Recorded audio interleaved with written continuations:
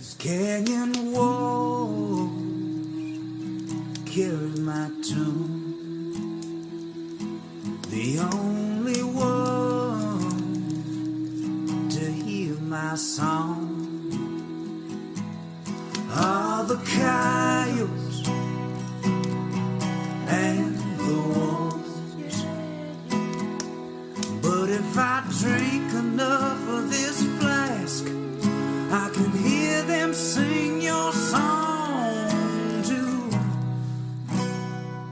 Hello, welcome to the Bluff Creek Project Podcast. I'm Tate Hieronymus. I'm your host, and I am joined today by my co-host, Ron Reed. Ron, how are you doing? Doing good. Excited to be here. Taking some time off of work and just resting up before the big holiday season.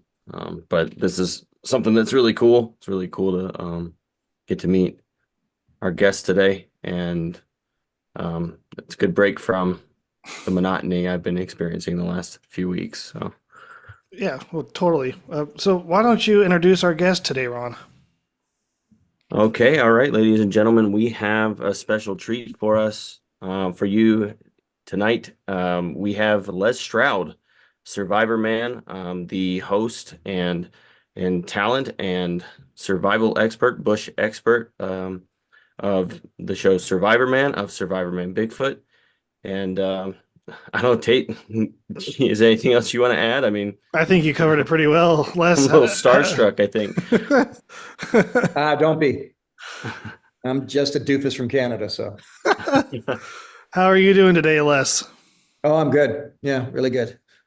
Very good. I like that. So let's kind of just dive into it. Yeah. There's a question, actually, my friend Robert Leiterman, who couldn't make the show today, he had a question he wanted to ask, and I was like, that's a really good thing to ask. So you've talked about it before. I don't know if you've ever talked about why you decided to do it, but you lived in the bush for a whole year.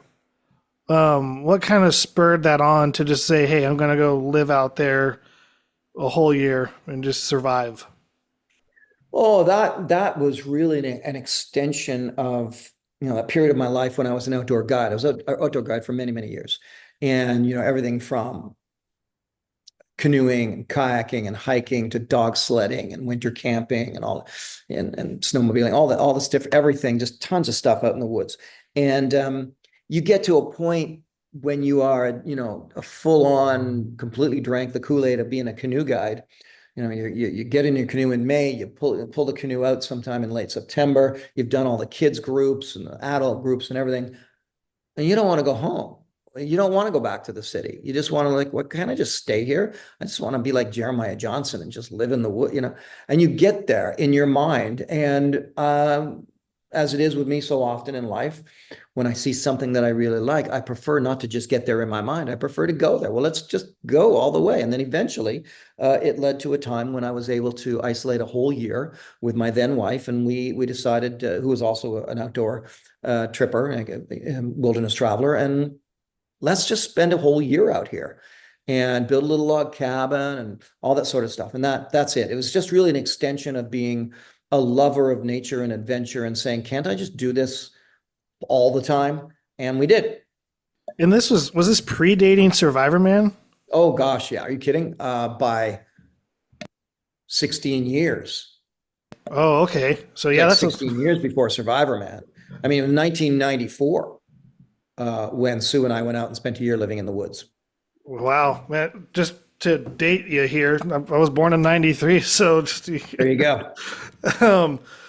So what kind of that was predating Survivorman by 16 years. What kind of led into wanting to do filmmaking though? Because I know you've said you were into like the whole survival and all that. So where did the filmmaking come into play? Well, the filmmaking almost before, really, because when I was in my young 20s, from the age of 14 till about the age of 26, I was bound and determined to be the next Neil Young / Jimmy Page. I wanted to be a rock star. So music.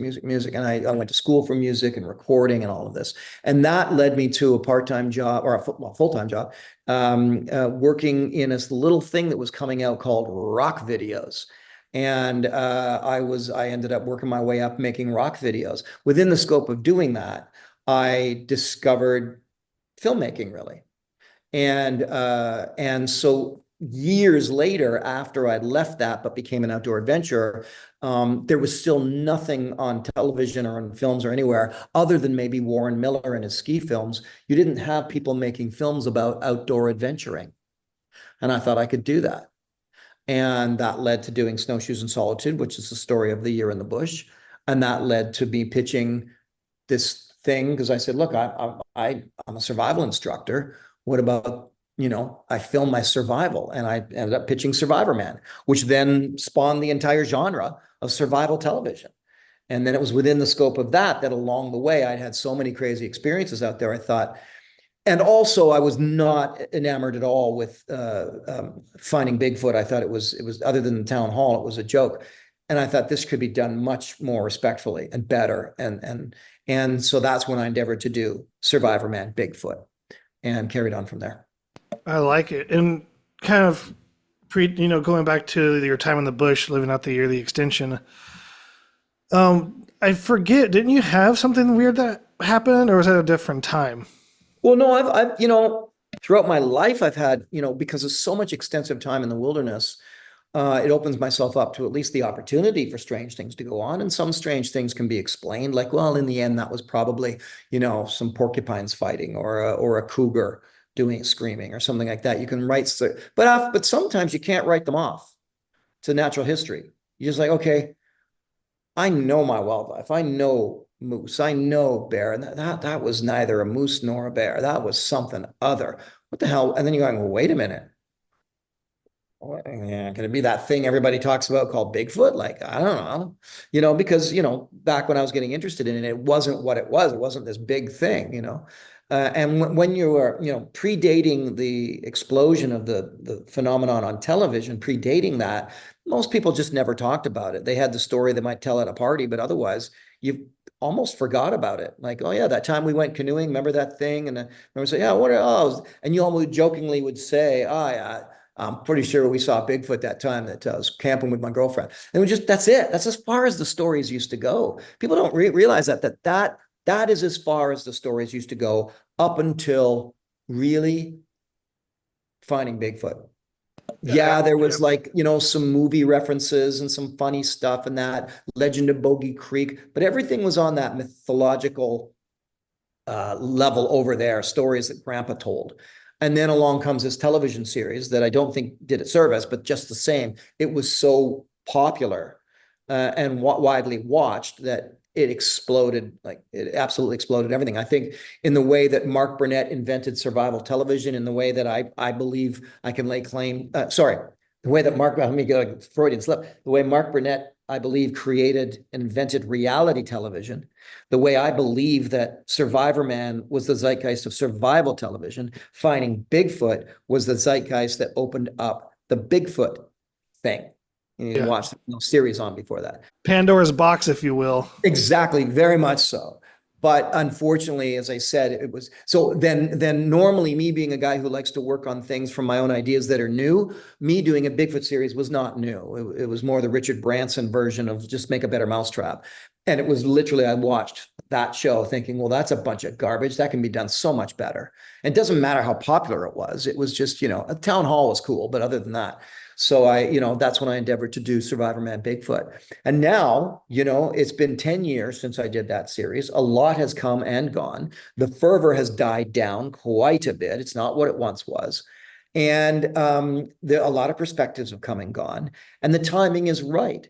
And so opening up this Kickstarter campaign for the question of Bigfoot, the film that I'm now about to produce, right place, right time for me to say, okay, let's get to answering all these questions properly because nobody's been doing it. Yeah, I like your approach to the whole Bigfoot subject, and I like the way you try to get people to not ask the question, do you believe in Bigfoot, but open up to a conversation, do you think it's possible that these creatures could live out deep in the remote wilderness of the United States? Which I really like that. It opens up conversation, gets people thinking more than just a shut down answer with like, yeah or no. Well, I think what you have here is, and the way I've been describing it is I believe you have almost like a gradient graph of perspectives on the subject matter. And I always say, I'm not a Bigfoot researcher. I'm a documentary filmmaker, don't do reality television, who has a real interest in the phenomenon, probably because of some of my experiences. Okay, so now you have this gradient of what people's perspective on the phenomenon is. From over here with the Jeff Meldrums and John Bitternagels and so on, where it is a Gigantopithecus, it is a relic hominid, it is a very intelligent, upright walking ape, this sort of thing. It's an alien and it travels through portals. And you have everything in between. And what I like saying is what you have in each of these gradients in between are very serious questions. And those are the questions that I'm going after. So let's get as close as we can to the answers to why they're never seen on a trail cam. Hence the name, The Question of Bigfoot, for your documentary. Yeah, absolutely. And you said it's kind of the right time now to come back to the whole Bigfoot subject to make a film about it, right? So when did you know? So like the very last Survivorman Bigfoot episode was the Oregon one that you put on YouTube. Yes. Were you planning on making more after that, or did just kind of other things come up that were more important? Then you're like, maybe I should just kind of take a break and then come back to it later with a different approach. The second part, I definitely thought, let's take a break here. The other thing I don't like, I got away from Survivorman because it blew up into this big thing. And the same thing with the Bigfoot thing. I wanted to write I keep picking on them, and I love Cliff. Don't get me wrong. I think Cliff's a really cool guy and a wonderful man. And he wasn't in charge of the show, so it's not a comment on Cliff, but on the show itself, I wanted to right a lot of wrongs. And then I felt I kind of did with Survivorman Bigfoot. And then it just continued to explode more with Expedition Bigfoot and this and that and the other. And some of them have a little bit of merit, most of them don't, And then in addition, now we have a world of amateur filmmakers, and some of them probably have very great raw talent or even honed in talent. But a lot of the films, you just end up, it's eyewitness after eyewitness, followed by dark aerial of misty forest with spooky music, followed by eyewitness story, followed by I wonder. It's just kind of that over and over again. And so I'm in a position now, I was like, okay, the fervor's died down. And it's kind of like, oh, nobody's paying attention now? Good, I like this time. I like doing this when it's not, when it doesn't seem so obvious, and I can slip in under the wire and go, by the way, here's my contribution, everybody. And so I think it's the right place, right time for that. Perfect. Yeah, I like that. And then Ron, you had a question about, I think, Alaska coming up for the new film, possibly. We'll see. Yeah, and I'll go into a little bit more detail on that in just a moment. But I am kind of curious. So the question of Bigfoot, it's such an appropriate title because, like Tate and myself as researchers, I think we're both like hungry for content that you're describing. We're in this position where we've been to all these different locations with different environments, and sometimes that science of survival is put to the test with the Bigfoot subject. We're looking at, okay, well, what would a primate eat in this almost dry, arid desert? We hear tantalizing details of eyewitness reports, and they come from credible people. But sometimes we're just struggling to wrap our heads around, the biomes that these sightings manifest from. And then, we look at wildlife biology, taking the Bindernagel approach, and we want to apply trail cameras. We're just coming off of our trip, our investigation from California this year, where we had a cellular game cam along a game trail deployed and powered by solar for a whole year. And, why didn't something come across that? We got some animals, but, why is it never Bigfoot when it seems to work for every other mammal in North America? And to have somebody go in there and to think critically and actually try to propose a perspective or push that envelope to get a different result. That's really what we need in the community and in the ongoing investigation. Well, and I like the word you used, the tantalizing details. I love that phrase because that's unfortunately what we get a lot of the times. And the tantalizing, details is lacking in specifics. I want specifics. I want to know the specifics of what's going on here. And I want to be throughout this process a critical thinker. Someone asked me just recently, how will you, this community is so split up. How will you, bridge those gaps and bring it together? And I don't mean this flippantly, but my answer is we'll just avoid the crazies. I don't have time for the crazies. They're there, and the crazies, they'll slam the desk. They know how to get you an experience with Bigfoot because they talk to them and they have a relationship with this tribe and and yeah, they're just crazies. And I, now that's a small percentage. So the audience that's listening to you guys, that's going to be, if there's any crazies listening, they're not going to be the majority. But they are there, and the problem is a lot of the crazies are loud and vocal and distracting, and win the day because of their bombast. I'm not interested in that. I got nothing with that.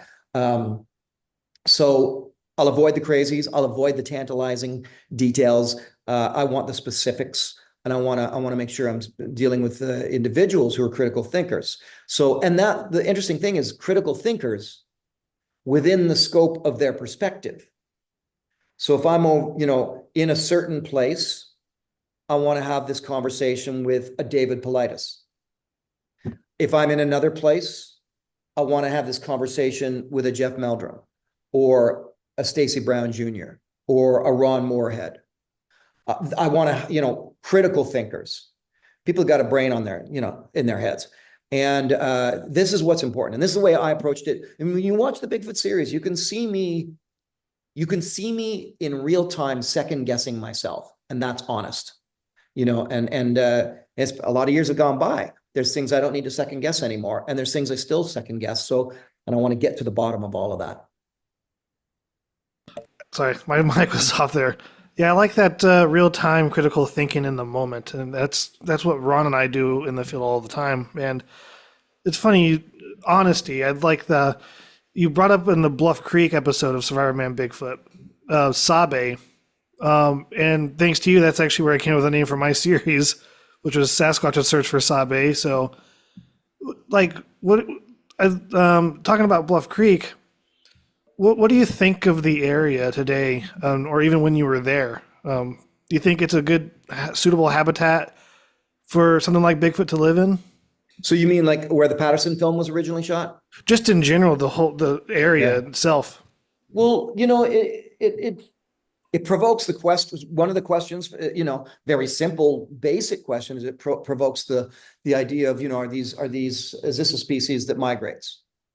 And from a natural history perspective, the flat answer would have, well, absolutely, they have to. I mean, all large creatures in the natural world migrate to some extent. It might only be miles, or it might be hundreds of miles. But the bottom line is, if we see where I love to go with the critical thinking about this is, okay, assuming flesh and blood biology. What's it need? What are the attributes? Well, it defecates, which means it eats, it scratches, it has hair, it makes sounds, it digs, it sleeps, it runs. These are all attributes. One of them is that it eats. Well, something of that size, just look at a grizzly bear. It's got to go over here for salmon season. It's got to go over there for berry season. Over here when the camas are all happening. Over here to follow the elk. This is when the elk are most vulnerable. And over here and so you get into that. So along the way and along the time, what's happening to their habitat? Same thing that's happening to all the bears' habitat. Logging, mining, roads, development, shit's going on. And so it would absolutely have to affect such a species, and they'd have to react to it. And I would assume, like so many of the species, for the most part, the reaction is going to be negative because they're running out of space.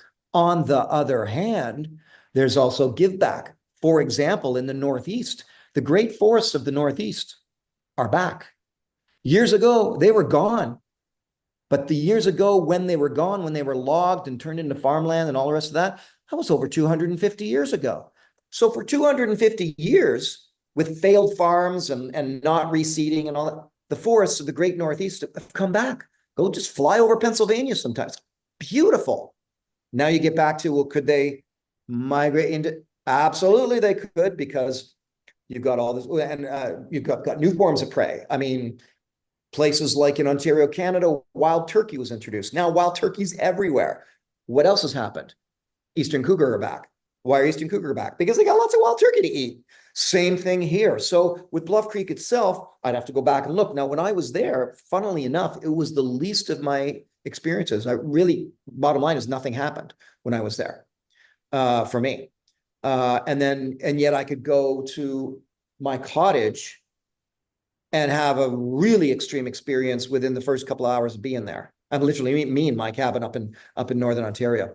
So you're really asking a question about a geographical location and the specifics of it. But you're really only asking this question, forgive me for saying it this way, because it's so famous and because of Patterson film and because of other experiences. And okay, but really you got to expand beyond that, because for something like this to live, to exist in a biological sense, there has to be more than 8, probably somewhere across the realm of between 30 and 45,000 across North America.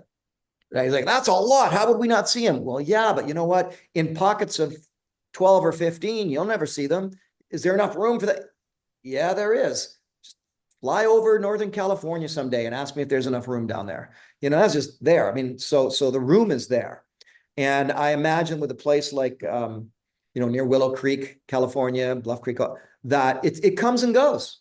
It's a migrating, thing. And when there's a time when it, like we did, if there's a time when a place is very productive for what we need to eat and survive, that's when we will be there. Exactly. Yeah. No, that makes sense. Migrating, and obviously different times of the year, it's going to be different for any animal. And different foods too. I just want to point one little side weird tangent on that particular area. Yeah. When I was in Willow Creek, one thing that I noticed, and this is an introduced berry too, it didn't exist before, but back in 1874, this dude brought in what he called the Himalayan blackberry, which took over up and down the West Coast. Like in Willow Creek, there's just everywhere you look is this Himalayan blackberry, which is actually from Armenia, but that's another story. And all because of one package of seeds that he planted in the Willamette Valley. So now they're spread all across. Well, that's an accessible food in large quantity, just like cattail are when you find them. See, I'm speaking specifically biologically here, and you have to think that way. Salmon in a salmon run. Yeah. I can catch salmon in a river in a salmon run. I can. Me, the dumb, stupid human with low skills, can catch them by hand, this big.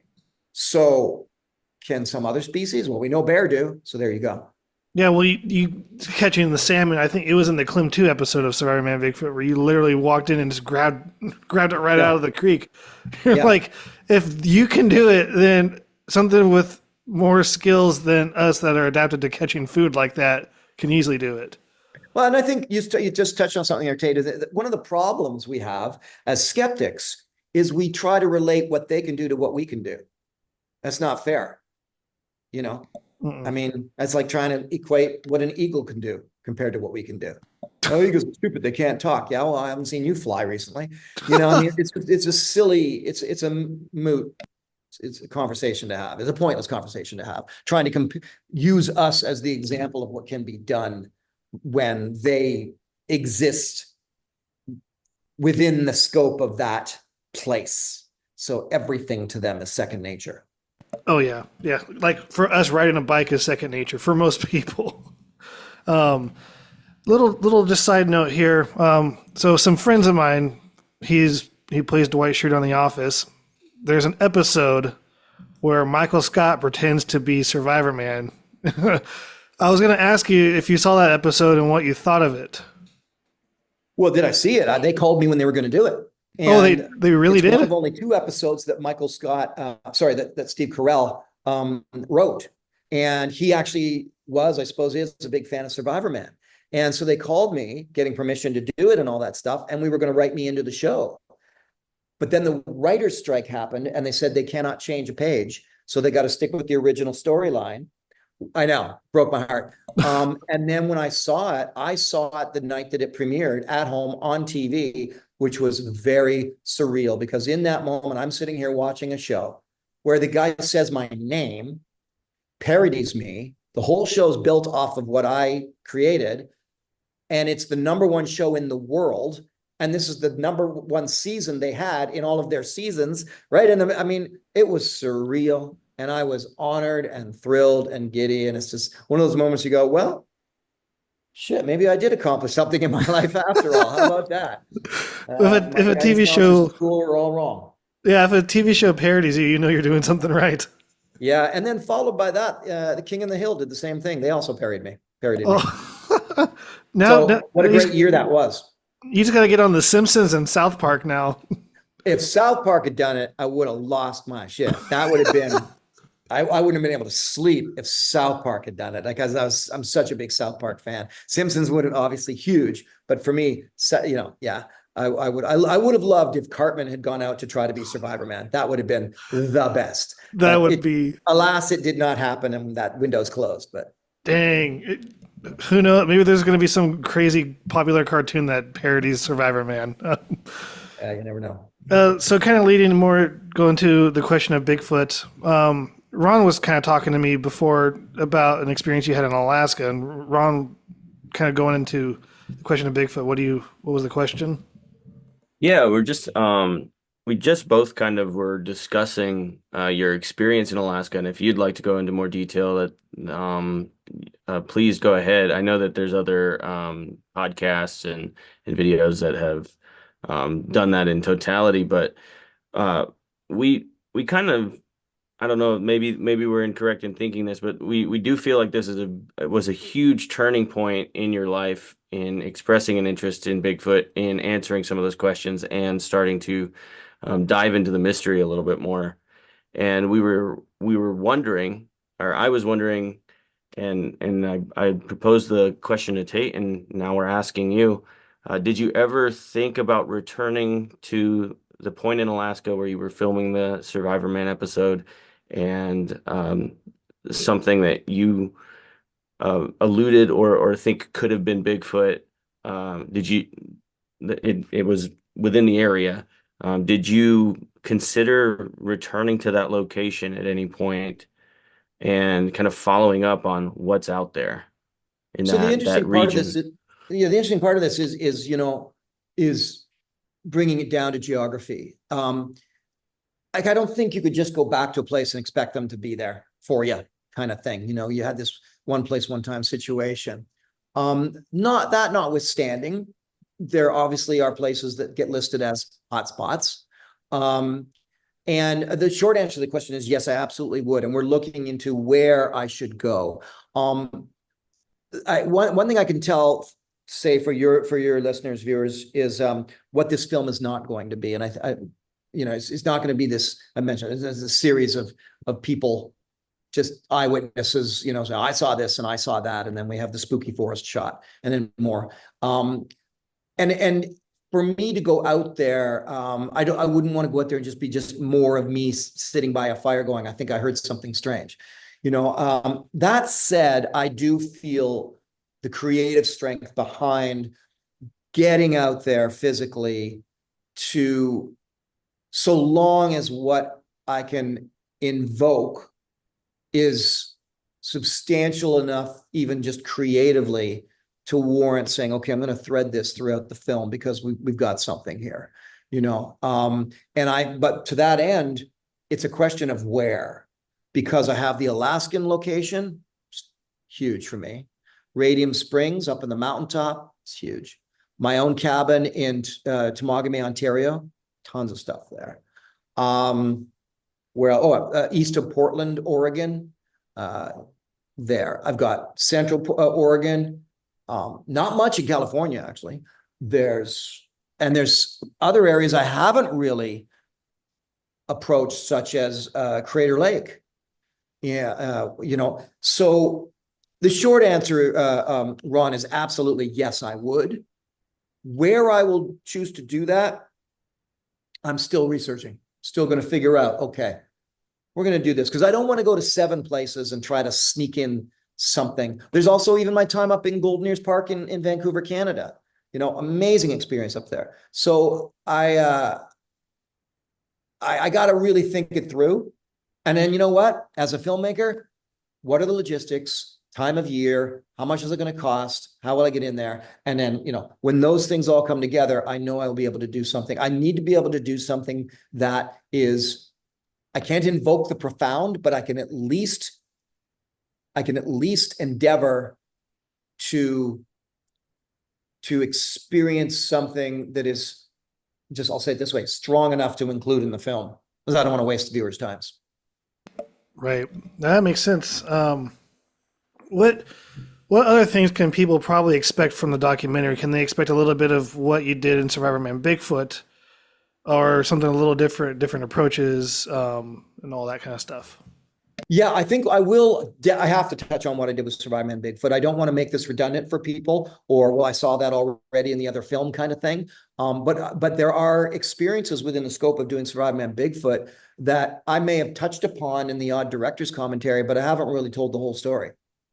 This gives me an opportunity to do that, to really get into the situation with like in the Smoky Mountains, for example, stuff that went on there. So I will do that. I will go deeper into some of the things, and we'll be able to we have 10 episodes of experiences, including, the craziness in that 10th episode with Devin in East of Portland. I'll bring them all in, and then we'll put that through a filter and go, okay, here's the three things that we never really elaborated on. They're very strong, and they're stories that need to be told, and that's what will come out. But otherwise, I don't want to cheat the audience by just repeating footage, sort of thing.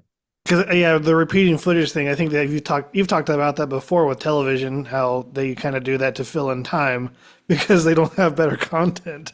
Right. So not interested in that. It's like when Geddy Lee was asked about why bands are becoming very much minimalists in the early 80s, and he goes, well, it's because there's some bands who can't do anything but that. And I thought that's great. And I thought, same thing here. There are filmmakers who can't do anything but put in time filler because they just are not filming properly. Yeah. And you know what? And I'm not a professional filmmaker, but I'm making my own amateur documentaries about looking for Bigfoot. And I don't like time fillers like that. I think it's a waste. Plus I just kind of want to be direct, honest, and show you how it is and show everything that's happened. And if it doesn't happen, I don't put it in there because that's a time filler. You don't need to see nothing happening if nothing happens. No, no. If nothing happens and you didn't film the nothing very well at all, then you just don't need. Sorry, but that whole scene isn't even going to make it into the film. Yeah, but we spent 3 days doing it. Yeah, we didn't do it right, so it's not making it in the film. End of story. I call it killing babies. Even I spent so much time on this, and it looks so great, and we shot it beautifully. Yeah, and there's no story there. Sorry, it's gone. Exactly. Real quickly, there was one question I've been nagging to ask, but for filmmakers like myself, Ron, and Alex, and all these people that are friends of mine, one question that I've always had, I don't think you've ever been asked before: how do you deal with batteries, your battery life, while in the bush, especially in cold areas? Because that's always a challenge. And you're going to hate the answer. I wish it was a better answer. I carry more than I want to, and I keep them in every pocket to keep them warm, especially if I'm in cold weather, and all of that sucks. Yes. It's been like that for 25 years for me. It's like the battery question. It's not been, I use solar. I say, yeah, all of that stuff adds. So if you're trying to be nimble, it all adds weight. I'm so glad that over the years, my little camera batteries, they went from being like this big on the back of and lasting, freaking 20 minutes to being this big and lasting 9 hours. And so, but still 9 hours isn't, you can burn that up real quick. Short answer, I carry them. I hope they stay charged. And I would say in my career, just with Survivorman, because I can't get back and recharge anything with Survivorman, I would say there's been maybe a half a dozen times where on that last day of filming, I'm really thinking like, oh man, I got 20 minutes of freaking battery left and I haven't even done my sign off. Like, okay, that's my time here in the Arizona desert.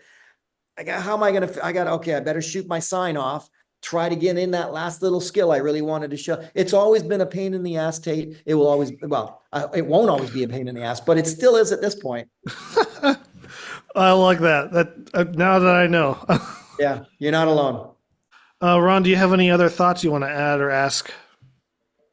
I was just thinking of, I'm looking back at the experience of the first attempt into the Bigfoot scene and Survivorman Bigfoot, and just so many great ideas, so many original ideas that were worth trying once or even several times. I'm thinking about the grouse cam and just some of the innovation that you've brought to those to the subject, and just trying to shake it up. And I'm looking forward and just really excited for whatever's next. Like I know that you'll continue to push that envelope, and that's the inspiration that some of us researchers that are trying to do the same thing but not do the same things. We're also trying to innovate and bring in related fields of study so that we're not all wasting our time out there, that maybe we'll find a few more crumbs. And it's just it's such a fascinating subject to become engrossed in, and it's good to see that there is a driving culture that sometimes says, okay, well, get out of the fairy tale element, get out of the story element, and instead start obsessing over what some of those stories imply when you bring the details together. Are we starting to understand a behavior? Are things starting to blip and form a pattern that we can track on a topographic map or in the wilderness itself along a game trail? And just more engagement with the field instead of the excitement of the subject is paramount, I believe, to getting closer to solving the mystery. And I just want to say thank you for doing that. I would say more effectively than most, if not, all the researchers that we speak with on a regular basis. Well, thank you. And I think, even, for example, doing the question of Bigfoot and starting a Kickstarter campaign, trying to get actual help. I mean, literally asking people for $20, not my style, but the world has changed and times have changed and my position has changed. I mean, candidly, I don't have the money I had back during the days of Survivorman Bigfoot. Money was flowing around. So, okay, I could use a little bit of help here, create a Kickstarter campaign. Let's get everybody involved in this. And the next part of that is, in these situations, what's your motivation? And too often, motivation is to make money and be famous on TV and fill up your courses or whatever it is you offer, or be able to write a book. Like too often the motivation is fame, actually. And I would think of, series like Expedition Bigfoot and so on. The motivation, is not behind specifically just research. It's the creation of a TV show. Well, the creation of a TV show requires certain things. One of the main thing it requires is content, is numbers, amount of content. They need a new show. We need 26 episodes, Well, you guys know from researching, you can't just make 26 episodes out of what we experience out there, because what we experience might take 3 freaking years for one significant experience. Well, that's why a lot of TV shows will fabricate things. It's constant. It's what they do.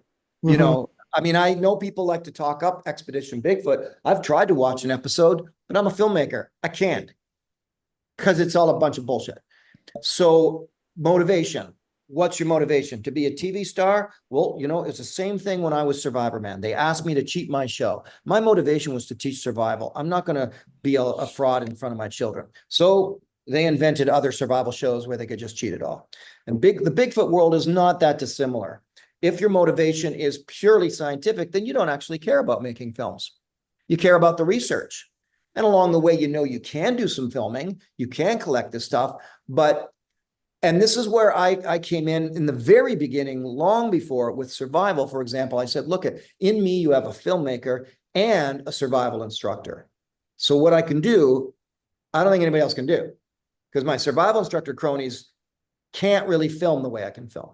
And filmmakers don't know shit about survival. So let me bring this in the middle. I feel a little bit the same way with Bigfoot. Times have changed. There's a lot of good filmmakers out there now because filmmaking is ubiquitous. But just the same, I come along and I want critical thinking in terms of the research and proper solid research. That takes time.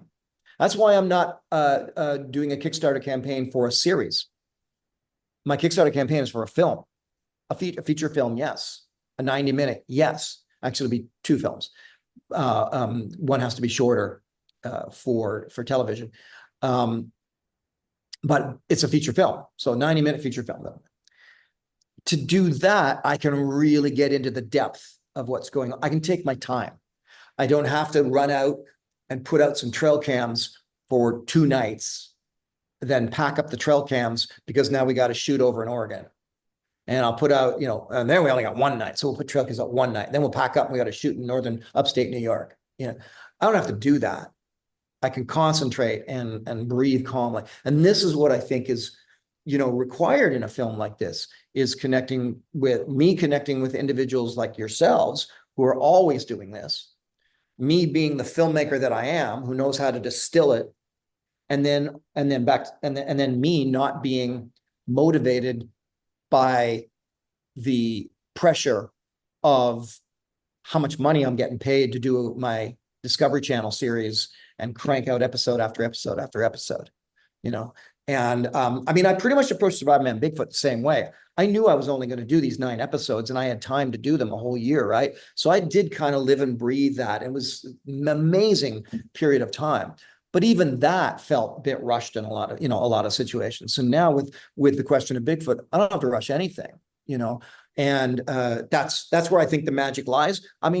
Proofs in the pudding. These are just my words. It's just how I feel about it. But that's how I feel about it. I think it's gonna reflect a lot too when you actually put out the final product. Because I think maybe some people can kind of get a hint that things are rushed if you feel rushed and everything. Maybe the thought's not all the way completely there. And kind of leading into that, Ron alluded to it a little bit, like kind of raising the bar. I remember we were in Oregon and I came up with this idea, and like with the whole grouse cam the whole grouse cam thing idea, like that's genius.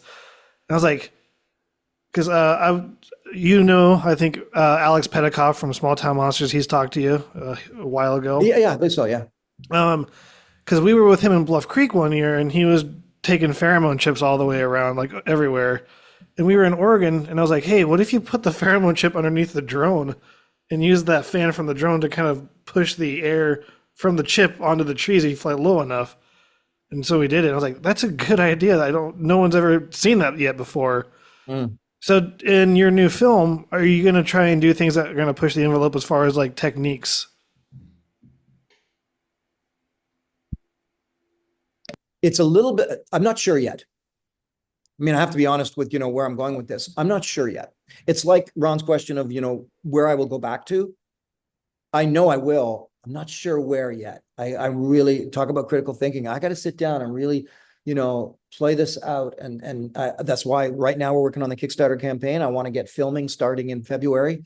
And so when it comes to the mechanical techniques and possibilities, if I were to do anything like that, what I would really seek out would be real, and I can do this because I'm a search and rescue consultant, so I have some good contacts this way. It would be to really go after things such as thermal imaging, where you can, with drones and so on. I think the pheromone chips, different, hair traps and this and that, that's the kind of stuff I think takes years of dedication to getting something. But other techniques, such as working with drones and thermal imaging, you can force that a little better. Like there's some things you can force it a bit. You can push the issue a little bit and see if you get something. Other techniques, it's like back in the old days of being a fur trapper. It just takes a long time, high skill level. And, I mean, it could take a fur trapper all winter to get the beaver in that particular section of the river. You know what I'm saying? And same thing, certain of these methodologies will just take too much time. And if they take that much time, then I don't see how that would be within the scope of what I can accomplish in a good, solid feature film. It's not that they don't have merit. It's just there's certain things you can actually go after. It's not as feasible. Yeah, some things are feasible, some aren't. I mean, you can't just walk out there and invoke a response. For example, on the technical biological or on the biological side of this thing, it's pouring rain here right now, right? And I always believed and feel that my understanding is that there's not hardly ever anybody ever talking about an encounter when it's pouring rain, which makes sense on a physiological level. So, but I want to go to this spot and trail cam it and do all this stuff. And it's the rainy season. Now I got to wait 5 months, 4 months. Yeah. Sort of thing. This is important. If I'm going to go to that spot where I went before in Portland, which was astounding what happened to me there. I don't want to be there in the pouring rain. I got to be there when it works. And all of that takes time, and again, that's why I think a proper solid feature film is a way to do this. A series is not the way to do it. In a series, you're going to be pretending. And that's what you see on these series. See a lot of pretending. Yeah, I like that. Some of these techniques take time and stuff. And that's why Ron and I, with our research methods, we've been kind of shying away from what everybody's doing. And we're like, hey, let's just bring a projector and screen a movie, watch TV here in the middle of the forest. Do something that's not a lot of people are doing because they think it's a waste of time. And I think it gets results better than using a trail camera or a pheromone chip. So, and it's also, the other thing I can say about this film, my intention right now is to interview not eyewitnesses. Again, I don't want to go down this road of, my grandmother used to feed them pancakes. I don't want to do it. We've got lots of that out there, but what we don't have is a proper pointed sit down interview with a Meldrum, or potentially, I don't know if David will do it, but possibly David Politis, good friend of mine, or a Stacy Brown Jr. or Ron Moorhead, and let's go through this stuff. Let's draw out of you 35, 40 years of experience in this field, where we're at with the answers to these freaking questions. And again, there's a lot of questions. That I think that's definitely part of where I want to go with this. Oh yeah. I like that approach and everything. So in closing, the question of Bigfoot, you have the Kickstarter campaign. Where can people find that to help support and fund this project, which I'm very much looking forward to? Well, I mean, first of all, let me tell you what's possible here is, they have the reward section is what they call it. So you get the different pledges. There are, you can go everything from, you can put in $1, everything from $20 to get rewards, which is a ton of stuff, all the way up to the big ticket items. And the big ticket items, the two of them is a full dinner with myself and Barry Farrell and Tim Halloran, the author of the Bigfoot Influencers. And then the other one is an expedition with me. And I can promise you that I will be taking that expedition very seriously. It's not going to be like, oh, here's my funders. I'm going to take them out for a couple of nights, go camping, and we're done with it. I got that over with. No, I'm going to take it very seriously. We're going to go into a place where I will hope that there's some kind of true and real expedition experience with me without any hyperbole.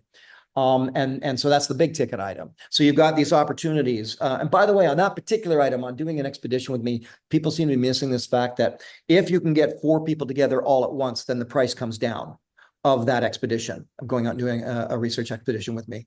But it's at Kickstarter.com. And the best way to do it, hopefully you can put a link in your feed, but other than the link would be simply searching The Question of Bigfoot on Kickstarter.com. You'll go right to my page, and there is my video. There's everything. And as I said, all I can promise with what's here in my heart with this is it's been 10 years since I did Survivorman Bigfoot. And a lot of time has passed and perspectives have changed. And as I said earlier, I never thought about that before until talking to you guys. I'm glad that the spotlight's not on it anymore. Now it's like, good. Now can we do that? Can we try this again here? Let's do this properly because the spotlight's no longer there. I don't need to make this film. I want to make this film. And there's a big difference in how you approach it when you get to that place. So I'll be giving it my all, that's for sure.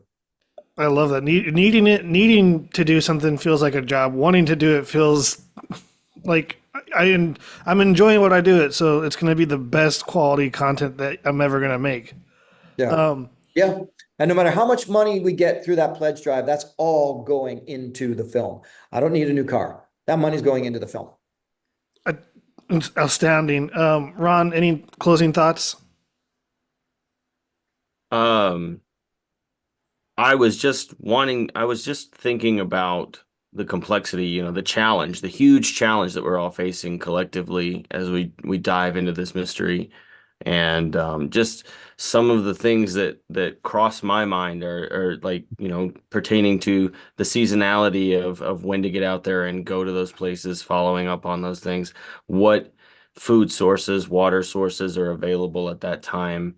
And other things too, like fire ecology, putting animals, and diverting their paths. And it sounds like you are willing, Les, to kind of put that same level of critical thinking into it. And I just feel it's going to be good. It's going to be good. And I hope that people feel inspired to take their own creative direction and critical thinking in their various directions, so that we can maybe see a little bit more of the Sasquatch mystery.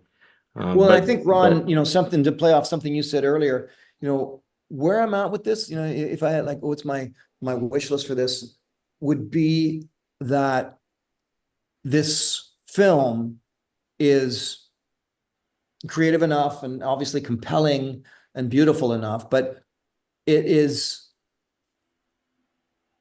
handled in such a way that everybody who up till now has grown sick of the subject, tired of the subject, think the whole thing's a joke because of the stuff that's out there, will be given pause to sit down.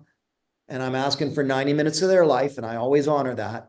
They'll sit down, and by the end of it, they'll go, huh, holy shit. That's what I want. I want them to just, they can take it from there.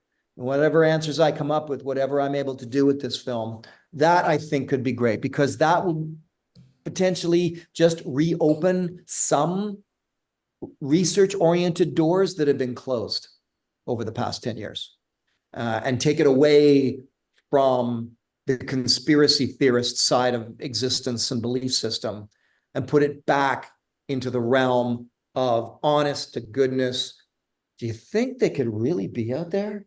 That's what I want. If you can get that, and I go to a Thanksgiving dinner, and Bigfoot comes up, and my niece will be like, kind of thing. Well, where is he now? Sort of stuff. If you create a film that makes it hard for people to snicker, that opens up other worlds for individuals like you guys, because there's just more ease of acceptance to even have the conversation in the first place. I like that. Thanks, guys. Thanks for having me on, man. Well, again, thank you for coming on, Les, taking the time out of your schedule to do this. I really appreciate it. Ron, thank you for co-hosting, and until next time, guys, later on. All right. Thanks, guys. Talk again.